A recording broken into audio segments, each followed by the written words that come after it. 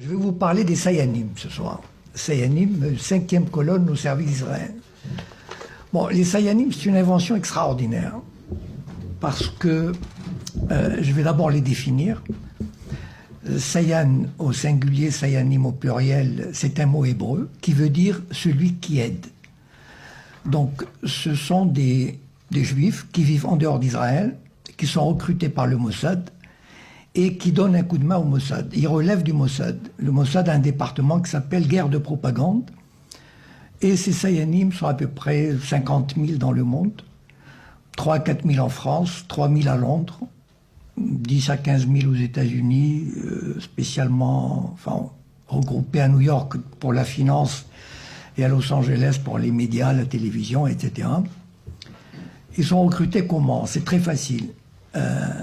Il existe une franc-maçonnerie juive internationale, peut-être vous avez entendu parler, qui s'appelle le Bnei Brit, c'est-à-dire les enfants de l'Alliance, et qui regroupe 500 000 membres à travers le monde, réservés aux Juifs. Évidemment, cette franc-maçonnerie, ceux qui en font partie, ce sont des gens de très haut niveau, ne serait-ce que par les contributions financières qui sont très élevées et qui vont pratiquement du cadre moyen supérieur à parlementaire, directeur de banque, etc. Enfin, vous pouvez imaginer la catégorie des 500 000 qui font partie de cette organisation. Donc, cette organisation est totalement dédiée à la défense d'Israël. Et quand le Mossad a besoin de quelqu'un, eh ben, il va au Bnei Brit, il consulte la liste et il lui demande « Est-ce que tu veux devenir Sayan ?» Et pour l'autre, c'est un honneur de le devenir. Donc, ils sont où ces Sayanim? C'est là où le point principal. Les Sayanim sont et travaillent, ils mènent leur vie normalement.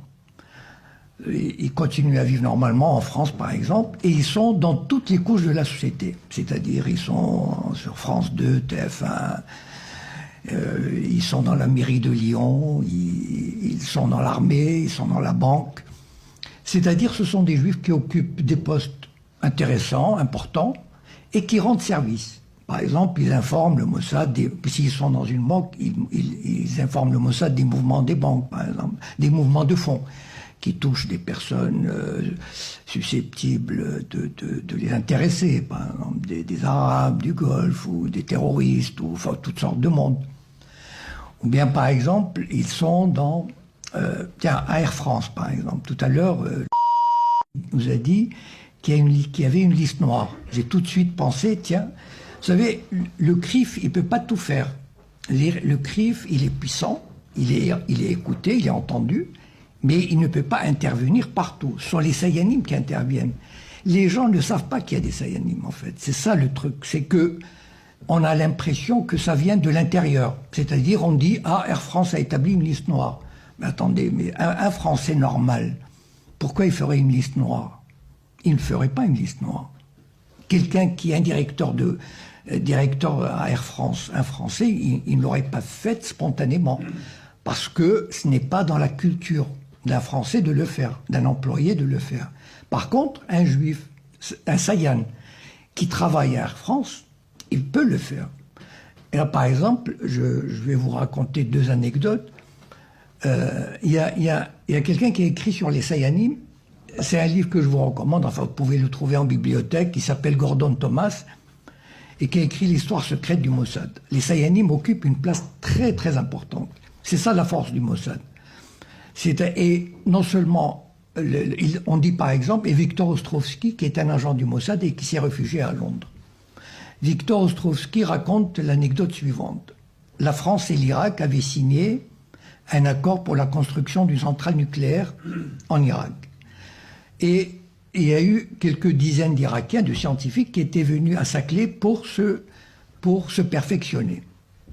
Le Mossad, qui était au courant, il avait envie d'avoir leur dossier. Pour un service secret normal, il se creuse les ménages, il se dit comment je vais obtenir ces dossiers. Est-ce que je vais faire par effraction? Est-ce que je vais essayer d'acheter quelqu'un? En tout cas, ça va lui prendre pas mal de temps. Le Mossad, c'est très facile pour lui. Il a un Sayan à Saclay. Il appelle le Sayan, il lui dit « j'ai besoin des dossiers ». Il apporte les dossiers, il les photocopie, il remet les dossiers. Par exemple, il y a une université Paris 8 qui veut organiser un colloque sur la Palestine. Ben, tiens, comme par hasard, on a des Sayanim au conseil d'administration. Eh ben, les Sayanim font en sorte... On ne dit pas, le CRIF n'a pas besoin d'intervenir. Ce sont les Sayanim eux-mêmes qui prennent l'initiative de dire « Oula, c'est une opération politique, on n'a pas à le faire, etc. » Et c'est ça qui fait la force de ces Sayanim. Ça veut dire ils ne négligent aucune structure de la société. Même chez les francs-maçons, ils existent. Un caporal d'une armée d'occupation a été enlevé par le Hamas.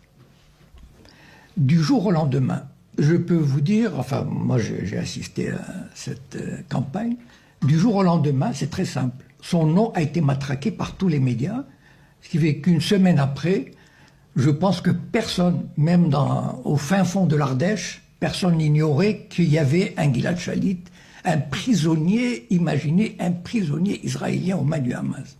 Bon.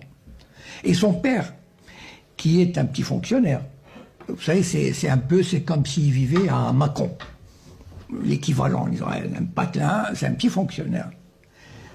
En une semaine, il est devenu une personnalité internationale. C'est-à-dire, il a rencontré Sarkozy, Merkel, Obama, Bush, le secrétaire général de l'ONU, le pape.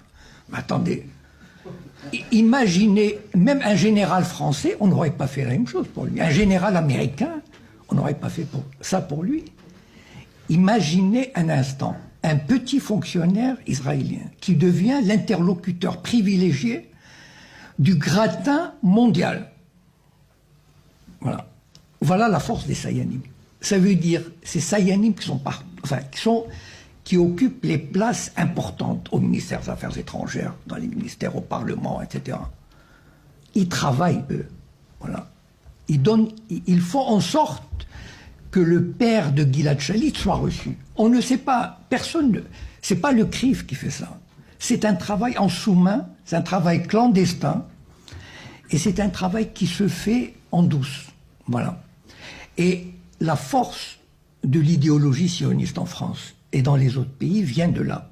À propos de Gilad Shalit, c'est que dans la semaine qui a suivi l'enlèvement, il y a eu les forces d'occupation sionistes ont enlevé 45 personnalités du Hamas. Des personnalités, c'est-à-dire des ministres, des députés, des conseillers municipaux, des pères de famille, qui n'avaient rien à voir. Je veux dire, on ne les a pas, tout à l'heure, on a parlé de détention administrative. C'est ça la détention administrative, c'est-à-dire la police vient frapper à votre porte, elle vous détient, voilà. Elle émet un avis de détention administrative pour 6 mois, sans procès, sans avocat, sans visite, sans rien, voilà, on détient. Est-ce que vous avez entendu parler un seul nom de ces 45? Personne. Par contre, Gilad Shalit, on nous a bassinés. Personnalités politiques du Hamas qui ont été élevées, comme l'Allemagne faisait en France. L'occupation nazie, c'était ça. Quand il y avait un acte de résistance, l'armée d'occupation nazie arrêtait 30 personnes. S'il y a eu un assassinat, elle tuait les 30 personnes. C'est ça, c'était ça, voilà. Ben, on a enlevé un soldat, l'armée sioniste d'occupation enlève 45 personnalités, sans jugement, sans rien.